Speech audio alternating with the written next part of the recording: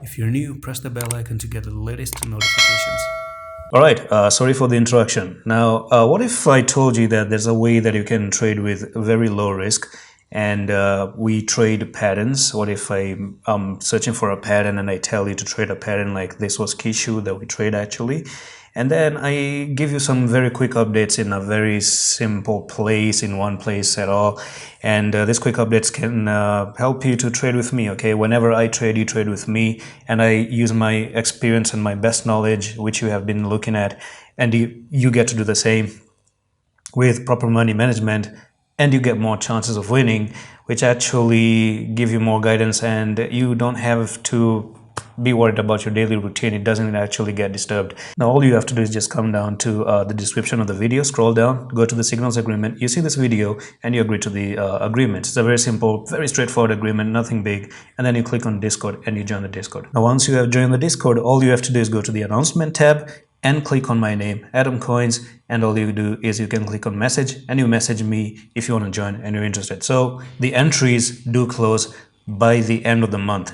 Not too much time there. Assalamu alaikum everyone, welcome back. Oh, Bitcoin, you stupid idiot. Okay, yesterday I talked about this pattern on the 4-hour time frame, and it was pretty much the ascending triangle that I told you if we personally don't break above, then you have to keep an eye on a break to the downside. I was a little bit biased to the break to the upside because that's what I was looking forward to. But anyway, patterns are patterns. Where you break out, that's your direction. At the moment, it was a pattern that was supposed to be like this, break out and then continue higher, because I saw this as a nice good continuation to the upside, but it didn't make that continuation to the upside, and then you ended up coming down here, which is pretty much very bad, very sad to see actually. Now, one thing is, for some reason I was thinking that what you see here, this very small move, I'm going to tell you, what you see here is a very small version of what happened here.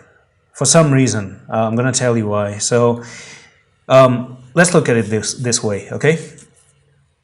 You did have a move to the upside like this, and when you made this move to the upside, you went up like this and you came down. So when you did actually came down, actually I'm going to start from here. You moved up like this and you came down.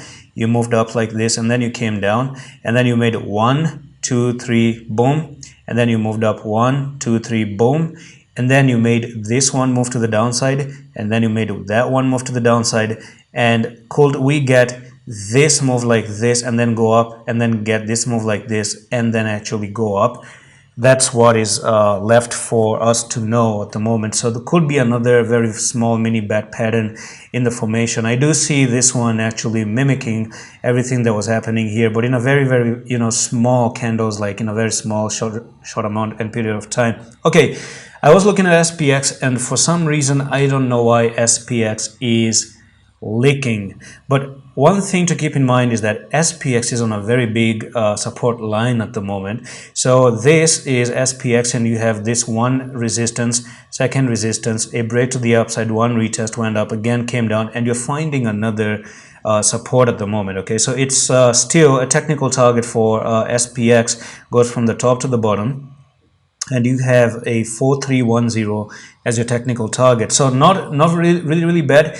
But one thing I'm going to tell you is that if SPX come to 3946, that's going to be an issue for Bitcoin. Okay, you don't want to come down to 3946 right now. You are trying to maybe hold the support level of this trend line that I just showed you, but if you end up coming to 3946 and taking that out and start to fade away, then it's going to be a problem, because on a higher financial market, we must pay attention to some of these coins like SPX as well.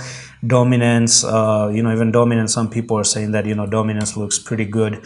It's looking pretty solid. I haven't seen Dominance in quite a while, so I'm just going to open up Dominance and let's see what's going on with USD Dominance. So here we go. And yeah, seems like Dominance at the moment has a very big bullish divergence, and Bitcoin is also making a little bit of that bearish divergence as well.